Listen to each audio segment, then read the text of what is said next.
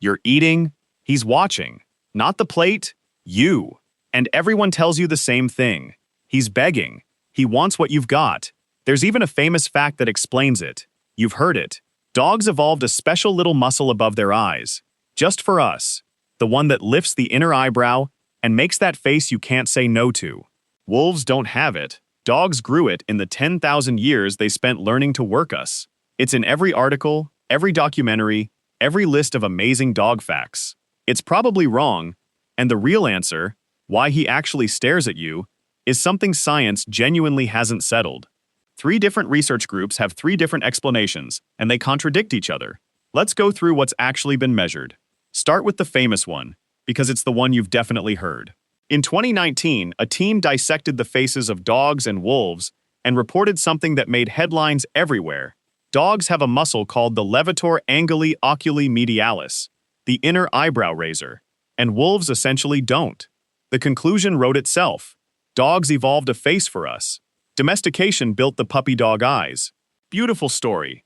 Here's what's underneath it. The study dissected 4 wolves and 6 dogs. 10 animals. That's the entire anatomical basis of a fact you've heard 100 times. Of those 6 dogs, 1, a husky, didn't have the muscle either. And the wolves didn't have nothing. They had the same muscle in a reduced form, scant fibers rather than a clean absence.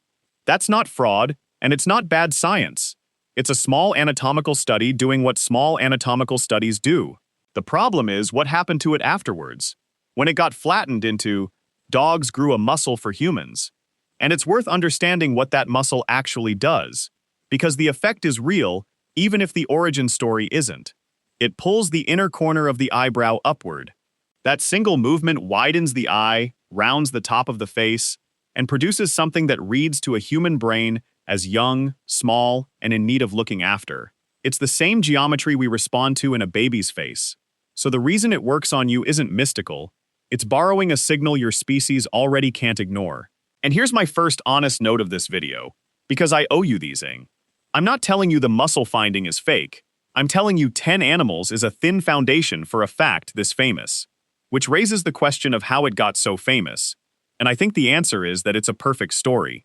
It's short, it's mechanical, and, this is the important part, it's flattering. It says we were so central to this animal's life that its face rearranged itself around us. Nobody fact-checks a compliment, because that's the part nobody reported.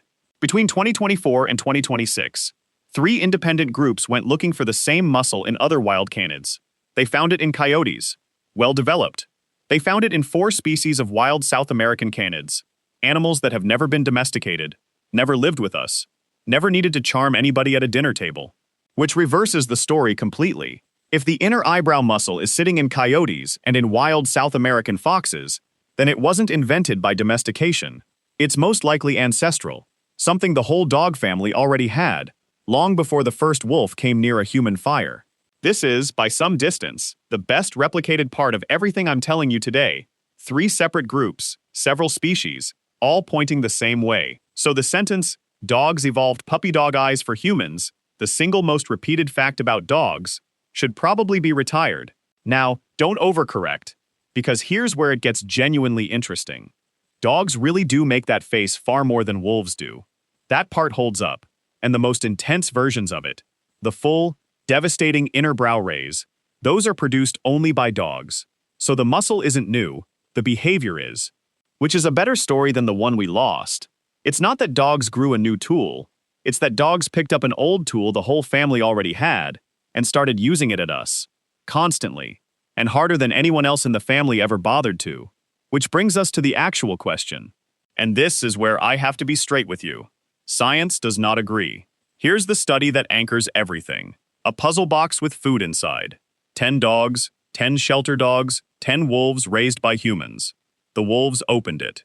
8 out of 10. The pet dogs, 1 out of 10. Sit with that number for a second, because it's not the one you expect. On a task that was genuinely solvable, the box could be opened, the wolves proved it. The domestic dogs almost entirely failed. And I want to be careful here, because this result gets twisted into, wolves are smarter than dogs, which is not what it shows.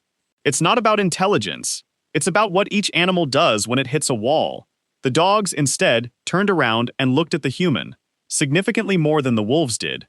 That result is solid, and the obvious reading is the warm one. The dog is asking you for help. He's got a problem. You're his person. He's telling you about it. Except the researcher who ran that study doesn't read it that way at all. Her own words: dogs give up prematurely, possibly because of a hypersensitivity to, or dependence on, social cues. Not a request. A kind of learned helplessness, dressed up as conversation. That's the author of the study, arguing against the interpretation everybody repeats about it. Then it gets murkier.